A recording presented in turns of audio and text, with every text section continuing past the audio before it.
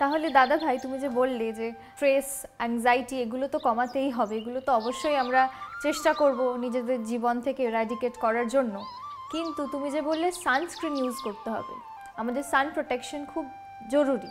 তো তুমি যদি একটু গাইড করে দাও যে আমাদের কেমনভাবে ওটা অ্যাপ্লাই করতে হবে বা কী প্রোডাক্ট আমরা ইউজ করলে সেটা আমাদের জন্য ভালো হবে। দেখো, খুব গুরুত্বপূর্ণ যেটা সূর্যের আলো কিন্তু ইউভি কিন্তু বেসিক্যালি স্কিন ক্যান্সারের জন্য পর্যন্ত দায়ী। সুতরাং নিজের স্কিনকে প্রথম ভালোবাসতে হবে এবং বুঝতে হবে যে আমি কোন সানস্ক্রিনটা ইউজ করব। তাহলে একটা জিনিস খুব ইম্পর্ট্যান্ট, সেটা হচ্ছে যে সানস্ক্রিন নিয়ে যখন আমরা ভাববো আমাদের কিন্তু বুঝতে হবে যে কোন সানস্ক্রিনটা আমাদের স্কিন ফ্রেন্ডলি হতে পারে। আর দ্বিতীয় কথা, এটা সূর্যের আলো দেখো আজকে ওজোন লেয়ারে লিকেজ হয়েছে, আজ কিন্তু ইউভির পরিমাণ অনেকটা বেড়ে গেছে। এবং এটা কখনোই ঠিক নয় যে আমি গাড়িতে যাতায়াত করছি মানে ইউভি আমার স্কিনকে ট্যান করবে না বা ড্যামেজ করবে না।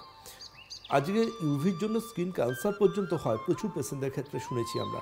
কিন্তু এর পাশাপাশিভাবে স্কিনের কোলাজেনকে ড্যামেজ করা এবং স্কিনকে সময়ের আগে বার্ধক্য এনে দেওয়া, এটার জন্য কিন্তু সানলাইট এক্সপোজার অন্যতমভাবে দায়ী। এবং তুমি সবচেয়ে শুনলে অবাক হবে সেটা হচ্ছে আমরা এই বিষয়টায় ছোটো থেকে কনসার্ন নই। এবং আমরা টিনেজার বয়স থেকে যদি আমাদের স্কিনকে প্রপার কেয়ার নিতাম তাহলে হয়তো 20 to 30s মধ্যে আমাদের স্কিনে এত সমস্যা আসতো না। খুব গুরুত্বপূর্ণ এটা স্কিন কেয়ারের ক্ষেত্রে, আমরা বারবার করে বলবো। দেখো সুকন্যা, তুমি কখনো চশমার দোকানে গেছো? তো চশমার দোকানে যখন তুমি গেছো, বাড়িতে নিশ্চয়ই বাবা মা দাদা দিদি কারুর ডক্টরের সাথে কখনো কনসালটেন্সির প্রয়োজন হয়েছিল। তা তুমি কি সেখানে ডক্টরের অ্যাডভাইস ছাড়া ডিরেক্টলি সব থেকে হাই পাওয়ারের চশমাটাকে কিনে নিয়েছিলে? না না না, একদমই না। একদমই যার যেমন পাওয়ার সে সেরকম ইউজ করবে। তাহলে এসপিএফ এর ক্ষেত্রে আমরা কেন 60, 70, 80 এই নাম্বারগুলোকে দেখে দেখে কিনি? মানে আমাদের সেরকম প্রয়োজন আদৌ প্রয়োজন নেই। আচ্ছা, মাথায় রেখো, এসপিএফ কিন্তু কোনো গাছের ডালে হয় না। এসপিএফ একটা কেমিক্যাল, ঠিক আছে? এই কেমিক্যালটা কিন্তু যতটাই হাই পাওয়ার হবে ততই কিন্তু স্কিনেরও এজিং প্রসেস বাড়বে। তার জন্য আমাদের বুঝতে হবে যে ধরো আমাদের ওয়েস্ট বেঙ্গল বা নর্থ ইস্ট বা বিহার বা ওড়িশা এই জায়গার জন্য ঠিক কত আমাদের এসপিএফ প্রয়োজন আছে। এই জেনে রেখো, একটা এসপিএফ আমরা যেটাকে সাজেস্ট করি, আমরা ডক্টররা এবং প্রচুর ডার্মাটোলজিস্টও সাজেস্ট করেন, এখানকার জন্য কিন্তু এসপিএফ 50 আদর্শ একদম। এসপিএফ 50 নর্মাল সানলাইট এক্সপোজারে, আর এসপিএফ 25 হচ্ছে মোটামুটিভাবে গাড়ির মধ্যে যাতায়াত, বাসে ট্রেনে যাতায়াত, এদের জন্য এসপিএফ 25 আদর্শ। এবার আমাদের ভাবতে হবে যে আমরা কোন এসপিএফটাকে সিলেক্ট করব এবং এই এসপিএফ আমাদের কি দিতে পারে। প্রথমত নিয়ম হচ্ছে এসপিএফ ইউজ করা, যেহেতু তুমি জিজ্ঞাসা করলে কীভাবে এসপিএফ ব্যবহার করব, এসপিএফ ব্যবহারের নিয়ম হচ্ছে বাইরে বেরোবার অন্ততপক্ষে 20-25 মিনিট আগে অ্যাপ্লিকেশন করতে হবে। এবং এই অ্যাপ্লিকেশন করার আগে কিন্তু অবশ্যই পরম্পরা আয়ুর্বেদের গুরুত্বপূর্ণ একটা বেস ময়শ্চারাইজার আছে, সেটা দিয়ে ইউজ করতে হবে, যেটা গরমকালে খুব পপুলার সামার কেয়ার রেঞ্জের মধ্যে, দ্যাট ইজ মিল্ক ময়শ্চারাইজার।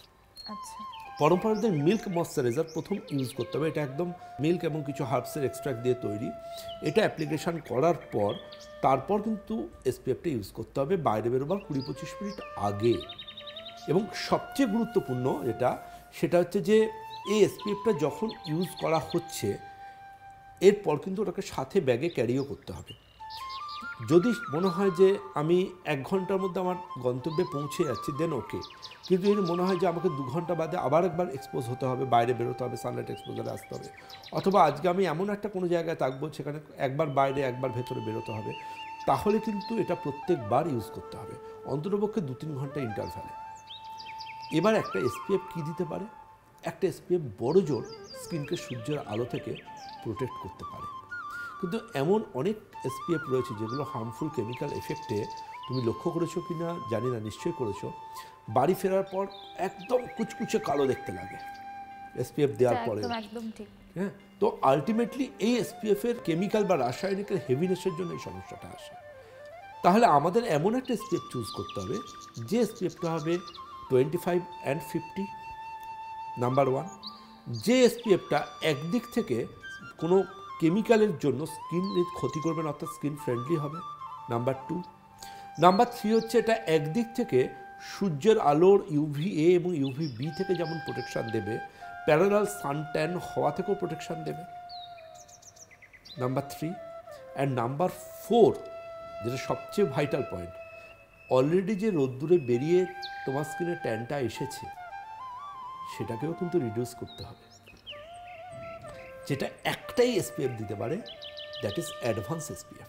তার মানে একটা SPF, তার মধ্যে রয়েছে অ্যান্টি এজিং প্রপার্টি, তার মধ্যে রয়েছে অ্যান্টি ট্যান প্রপার্টি, তার মধ্যে রয়েছে সানকে ব্লক করার প্রপার্টি, তার মধ্যে যে অলরেডি স্কিনে ড্যামেজ হয়েছে সেটাকে রিপেয়ার করার প্রপার্টি।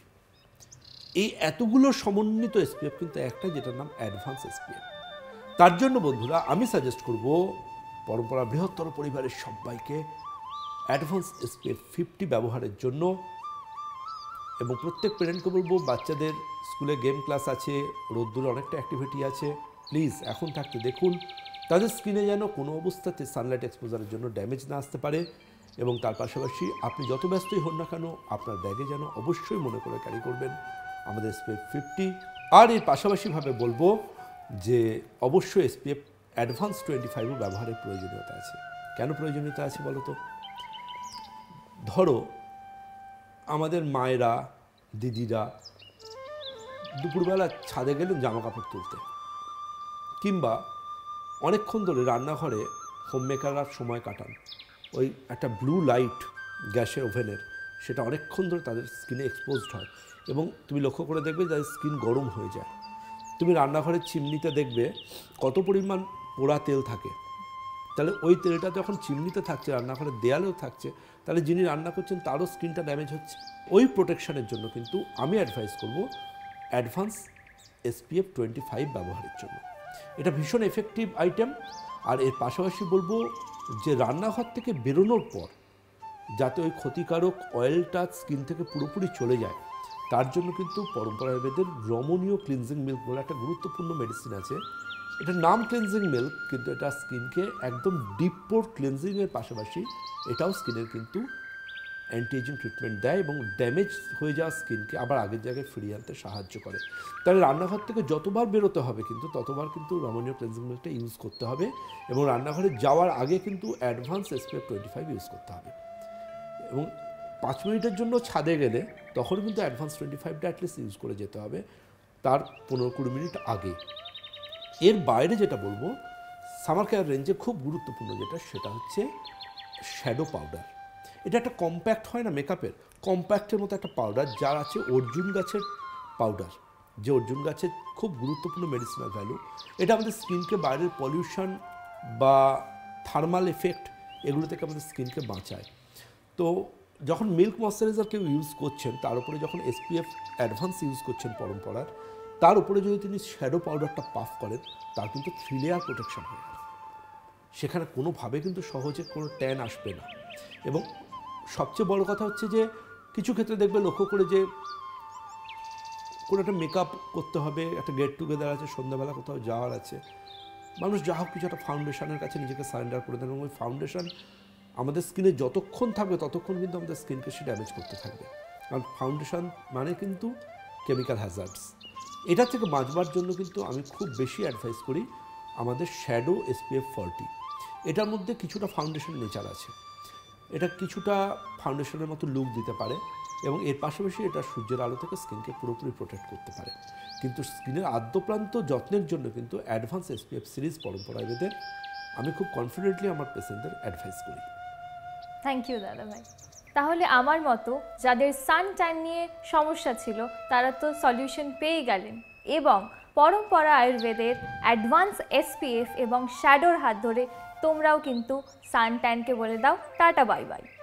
এবং খুব তাড়াতাড়ি আসছি এরকমই আরও একটি ইনফরমেটিভ এপিসোড নিয়ে। Thank you.